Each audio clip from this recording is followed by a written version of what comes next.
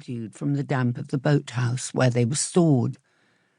Since the cabin was a long way from the nearest community, indeed a long way from the nearest neighbour, the skies were wonderfully starry in winter. As a teenager, I once made a bed of spruce branches out on the ice for me and my friend Nina, then dug out some wartime-era sleeping bags from the shed and organised an outdoor sleepover so we could look at the stars. 40 years later, my clearest memory of that night is not the Milky Way, but the strange, crackling, dry object my bare feet encountered at the bottom of my sleeping bag, an object that proved on further investigation by the light of my torch to be a mouse nest full of dead and mummified pups. Sometimes people ask why I'm so keen on writing about insects and other seemingly insignificant creatures with PR problems, whether I'm one of those people who collected bugs as a child.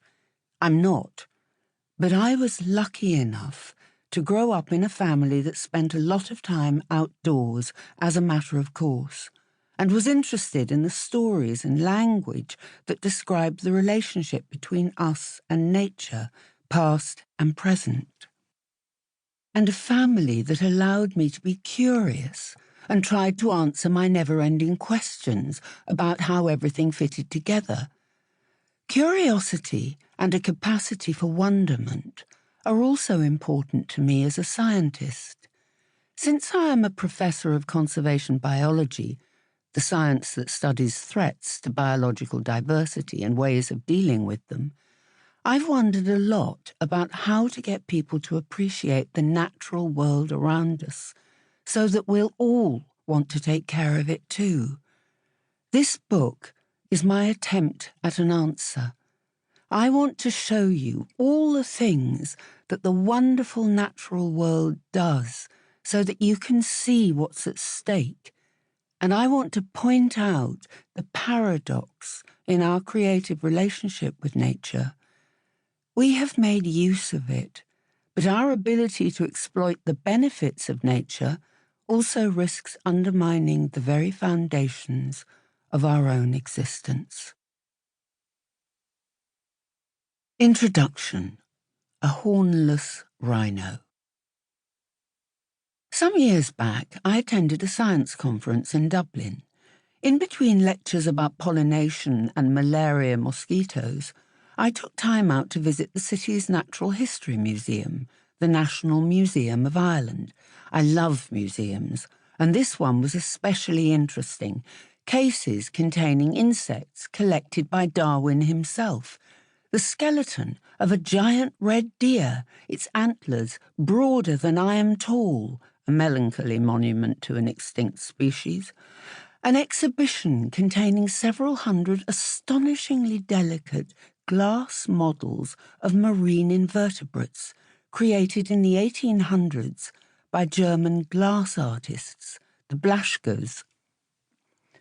The glass figures were made as teaching aids because it was difficult to display these sea creatures in any other way.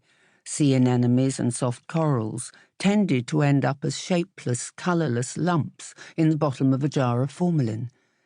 Several thousand of these elegant artworks were sold to museums, universities and schools throughout the world, and those that have survived are quite a sight.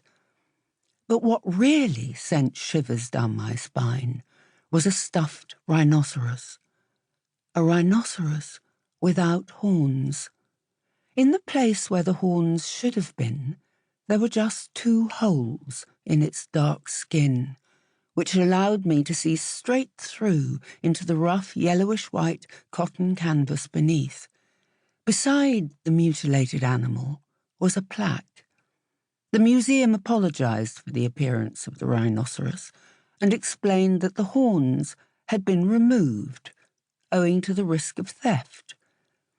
This is because of the utterly false belief that powdered rhino horn has medicinal properties, a belief that remains widespread, despite the fact that the horn is made of keratin, the same substance that forms your fingernails. The horn